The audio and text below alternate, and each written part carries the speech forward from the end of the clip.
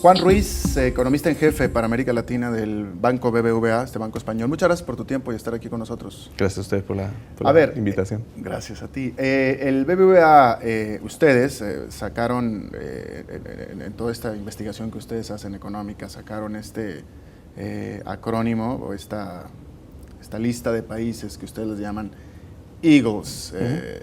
Eagle en español es un águila, ¿no? Pero sí, el acrónimo de ustedes es Emerging and Growth Leading Economies, las economías emergentes y líderes en crecimiento. Exactamente. Ahora, en los últimos años el crecimiento del mundo ha estado liderado por las economías emergentes. Los países grandes están o no creciendo o en franca recesión. En ese sentido, ¿a qué le llaman ustedes un país Eagles? ¿Quiénes son? Bueno, pues precisamente el concepto de Eagles trata de, digamos, tomar en consideración ese panorama que precisamente has puesto sobre la mesa, que es que las economías emergentes son las economías que van a liderar el crecimiento por lo menos en los próximos 10 años y hacia adelante, ¿no? Ahora mismo, digamos, en términos de participación en el PIB mundial, podemos decir que las economías emergentes son mitad y mitad con las economías desarrolladas, pero si miramos hacia adelante, se espera que esa composición cambie radicalmente. Estamos esperando que, por ejemplo, de aquí a 10 años, las economías emergentes como un todo puedan ser el 60% del PIB mundial y las desarrolladas solo el 40%. Y eso tiene que ver mucho con el dinamismo relativo de ambas, ¿no? Estamos esperando que las economías emergentes pues, crezcan a un ritmo hasta 3 veces superior al de las economías desarrolladas, incluso después de la recuperación. Dentro de este conjunto de economías emergentes, lo que nosotros queremos destacar es aquellas, precisamente como el nombre indica de Eagles, Growth Leading Economies, aquellas economías que van a aportar más al crecimiento mundial en los próximos 10 años. ¿Más que quién? Más que el promedio de los 6 países desarrollados que más aportan. Y en este grupo tenemos, digamos, 9 economías, ¿no? 9 economías, por supuesto, lideradas por China e India, que son de las mayores, pero entre estas 9 economías, 2 economías latinoamericanas, por supuesto, muy importantes, que son Brasil y México, que también están dentro de las economías que más van a aportar. La diferencia, porque cuando tú hablas de los Eagles, yo me viene a la mente el término de los BRICS famosos, ¿no? Brasil, Rusia, India y China. India y China. ¿En qué es diferente, para poder entender a Eagles, en qué es diferente Eagles de BRIC? ¿Por el número de economías que toma en cuenta? No, es diferente en varias dimensiones. Nosotros queremos pensar que nuestra definición primero es, digamos, mira hacia adelante en lugar de ver cuál es el status quo ahora. Cuando uno habla de los BRICS, por ejemplo, habla de las economías que ahora son más grandes entre las emergentes. A nosotros nos interesa ver hacia adelante y ver cuáles son las que van a aportar más hacia adelante. ¿En qué puede haber diferencia? Por ejemplo, dentro de los BRICS, Rusia es una economía dentro de los BRICS, pero si miras a las economías emergentes, Corea, por ejemplo, va a aportar más al crecimiento mundial que Rusia y no está dentro de los BRICS. Entonces, esa es la primera diferencia, una diferencia de ser un concepto estático que toma una fotografía ahora o un concepto que mira hacia adelante. La segunda diferencia es ser un concepto dinámico, en el sentido de que los BRICS es una definición de 4 países, que llevamos 10, 15 años con la misma definición, los mismos 4 países, pero digamos, por lo mismo que es un acrónimo de 4 países, no admite más entradas o salidas. Ahora se está hablando si admitir Sudáfrica dentro de ese grupo o no. La definición de los Eagles, tal como la construimos, son las economías precisamente que más van a aportar.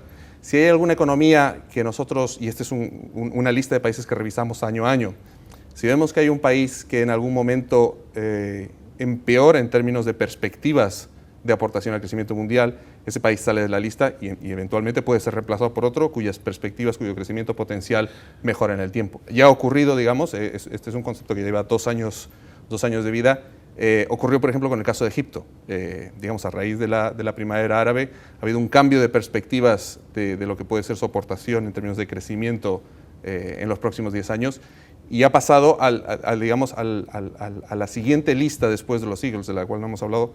Tenemos una lista de países candidatos a ser Eagles, que es lo que llamamos el nido de las águilas. Entonces, Egipto estaba, ya no está más. Egipto estaba, ahora está en el nido, pero eventualmente países del nido pueden pasar a ser Eagles. Claro. Ahora dime una cosa, dices que dentro de los Eagles solamente hay 2 países latinoamericanos que son México y Brasil. Exacto. Eso me decepciona a mí un poco, porque me indica a mí que el BBVA no está considerando que en 10 años, en este momento no está considerando que en 10 años algunos países con crecimientos importantes en América Latina, Perú, donde estamos, Colombia, no van a ser relevantes en el crecimiento económico. Yo no diría que no van a ser relevantes, yo creo que van a ser muy relevantes. Hay que tener en cuenta que el concepto de Eagles combina dos cosas, combina fuerte tasa de crecimiento, pero además tamaño. Entonces, en ese sentido, podemos tener economías muy dinámicas, como la economía de Perú, que crece sostenidamente a tasas del 6%, pero digamos, por una cuestión de tamaño, no llega, digamos, a aportar una cantidad de PIB adicional en los próximos 10 años mayor que el promedio del G6. Pero, digamos, es un buen punto el que mencionas. Si llevamos adelante procesos de integración regional, eso es muy importante en términos de tener economías con un tamaño suficientemente relevante como para ser comparables con los Eagles. El caso de los 3 países andinos, por ejemplo, es muy relevante. Si nosotros tomáramos los 3 países andinos como un todo, y hay digamos, procesos de integración regional en marcha, el último, el acuerdo firmado entre los 3 países con México. Si tomáramos estos 3 países como un todo, por ejemplo, el aporte de los 3 al crecimiento mundial sería, por ejemplo, mayor que el de México. Ese es un dato que a veces no es... Pero ustedes toman en cuenta el país como individual, no un grupo. Tomamos el país como individual, pero digamos, los 3 países, por supuesto, están dentro del nido de los Eagles. Y aquí lo que queremos resaltar es que en la medida que estos países vayan avanzando en un proceso de mayor integración de sus mercados, pues van a ser casi tan relevantes como los países que existen dentro de los Eagles en términos de oportunidades de inversión dentro de los países, ¿no? Ahora, Brasil. Brasil se ha desacelerado muchísimo. Sí. Este ha sido un año, va a ser un año muy bajo crecimiento para Brasil. Efectivamente se espera que el próximo año sea un poco mejor que el actual, pero ustedes lo tienen como Eagle. La pregunta es, ¿ustedes están esperando que de aquí a 10 años, o en los próximos 10 años, Brasil recupere, esta es la pregunta, recupere el nivel de crecimiento que tenía hace 3, 4 años? Sí, bueno, de hecho esperamos que lo recupere ya el próximo año. Digamos, lo que hemos visto en Brasil efectivamente ha sido una desaceleración muy fuerte. En términos de coyuntura, lo que estamos viendo ya es una recuperación. Digamos, los primeros indicadores apuntan a una recuperación bastante fuerte ya en el tercer trimestre. Yo creo que vamos a tener una sorpresa bastante grande cuando salga el dato de crecimiento oficial del tercer trimestre, y de ahí en adelante nosotros esperamos que Brasil recupere unas tasas de crecimiento más acorde con lo que puede ser su crecimiento potencial de alrededor del 4%. Sí, en lugar del 6%. Pero digamos, el 4% es una tasa de crecimiento muy razonable, muy buena, digamos, en el contexto internacional. Combinado eso con el tamaño del mercado en Brasil, te da un potencial de añadir producción hacia adelante que por supuesto pone a Brasil dentro de los Eagles claramente. México. Algunos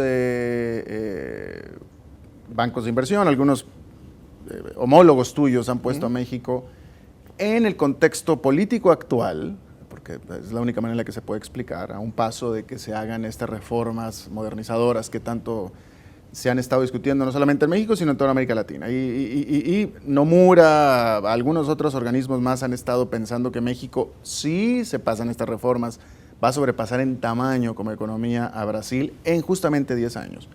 ¿Ustedes en BBVA lo ven así también? Bueno, nosotros compartimos el diagnóstico positivo respecto a México. Nosotros también éramos muy vocales digamos, sobre la necesidad de avanzar en el proceso de reformas en México. Precisamente el cambio político parece ir en la dirección correcta, en el sentido de entrar una nueva administración y entrar dentro de sus primeras prioridades ese empuje por las reformas por el lado de la oferta.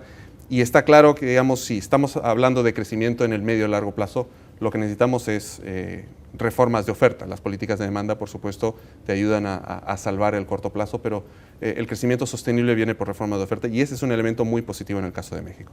¿Va a sobrepasar o no a Brasil? Bueno, es muy difícil hacer comparaciones con un horizonte tan largo. Lo que yo creo que es una noticia positiva en ambos casos es que vamos a tener tasas de crecimiento muy robustas en ambos países, de alrededor del 3 y mucho 4% en ambas economías.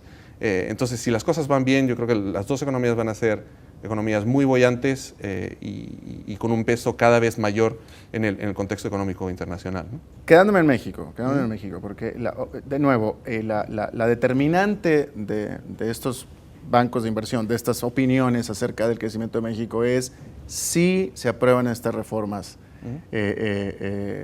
económicas, que son básicamente tres, ¿no? Reforma laboral, reforma fiscal, reforma energética. Exacto. Entonces la pregunta puntual es, de acuerdo a lo que tú conoces de la economía de México, que la conoces muy bien, si México pasa estas reformas ya están ahí, y con el crecimiento económico que en teoría estas reformas van a traer, que debe ser importante, no te queda claro, y esta es la pregunta, no te queda claro que México vaya porque México tendría estas reformas, Brasil no. Entonces la pregunta es, ¿no te quedaría a ti claro que México tal vez pudiera efectivamente alcanzar en tamaño a una economía como la de Brasil?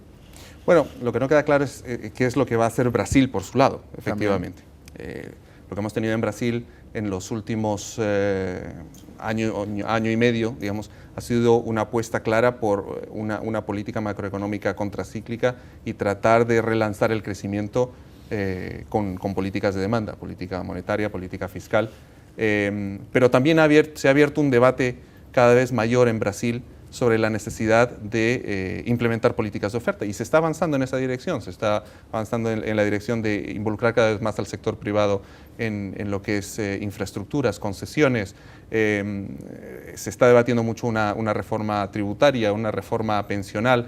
Entonces, también se está avanzando en el caso de Brasil por el lado de las políticas de oferta, que para nosotros es clave, digamos, para mantener ese crecimiento potencial. Entonces, no es tanto si en México van a funcionar o no, que nosotros creemos que sí, y por eso es lo que siempre estábamos pidiendo, reformas por el lado de la oferta. Tenemos la esperanza que en Brasil también eso vaya a ir avanzando y por lo tanto contribuya al sostenimiento del crecimiento en ambos países. Yo sé que hay un debate muy abierto en estos momentos sobre Brasil versus México. Digamos, hace 4 años digamos, los mercados miraban muy bien a Brasil y menos bien a México, y se hablaba un poco de los encadenamientos. Bueno, que quizás menos suerte por el lado de México de estar encadenado en una economía como Estados Unidos, con unas perspectivas de crecimiento más débiles, digamos, que en Asia, que era el encadenamiento de Brasil. Y es cierto eso, pero subyacente al crecimiento en el largo plazo, por supuesto, están todo lo que es el impulso por el lado de la oferta y el impulso de las reformas. Y ahí hay que decirlo, México está yendo aparentemente por delante de Brasil, pero la duda queda de, efectivamente, en Brasil, si empieza este empuje para las reformas por el lado de la oferta y que empiecen a dar sus frutos también, ¿no? Claro. ¿España lo tienen ustedes como Eagle? Bueno, Eagles se refiere a economías emergentes únicamente, entonces, ya. Digamos, por definición dejamos fuera todo lo que son las economías desarrolladas, ¿no? Nos centramos básicamente en economías emergentes porque, digamos, tienen particularidades propias, atractivos de inversión propios y básicamente porque nos queremos centrar en ese grupo de economías que aparecen como más dinámicas, ¿no? Solamente 2 economías latinoamericanas. ¿Tienes en la mente cuáles son el resto? De los Eagles, sí. Bueno, está por supuesto, hablamos de China, India, está por supuesto Rusia también, está Turquía, está Indonesia,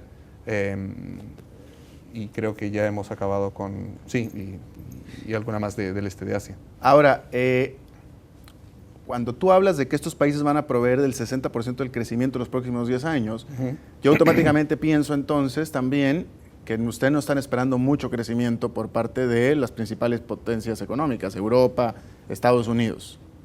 Bueno, lo que estamos previendo en los próximos 10 años es una tasa de crecimiento promedio para las economías desarrolladas de alrededor del 2%, mientras que en los Eagles estamos hablando de una tasa de crecimiento promedio del 6%. Próximos 2 años, promedio de Europa, Estados Unidos, 2%. Próximos 10 años. Esas son malas noticias. Bueno, 10 años, 2% Europa, Estados Unidos, no es nada bueno. Bueno, lo que sabemos es que la salida de, digamos, una crisis financiera, y esto los datos históricos lo apuntan, siempre ha sido lenta. Siempre hay un proceso de reducción, de apalancamiento de empresas y familias, y ese es un proceso por el cual tiene que pasar la economía de Estados Unidos, muchas economías europeas, y eso evidentemente lastra el crecimiento durante bastantes años, hasta que se completa ese proceso, ¿no?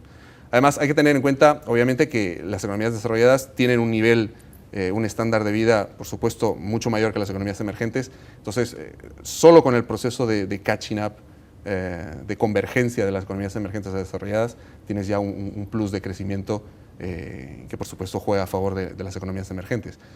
2% de crecimiento es bueno o malo. Bueno, también hay que tener en cuenta que el crecimiento de la población tampoco es tan grande como el de las economías emergentes. Entonces, en términos per cápita, no es necesariamente malo. Por supuesto, es lento para una salida de una crisis normal, pero digamos es lo que esperaríamos en base a la experiencia histórica saliendo de una crisis financiera, ¿no? Juan Ruiz, economista en jefe para América Latina del BBVA. Muchas gracias por tu tiempo. Muchas gracias a ustedes.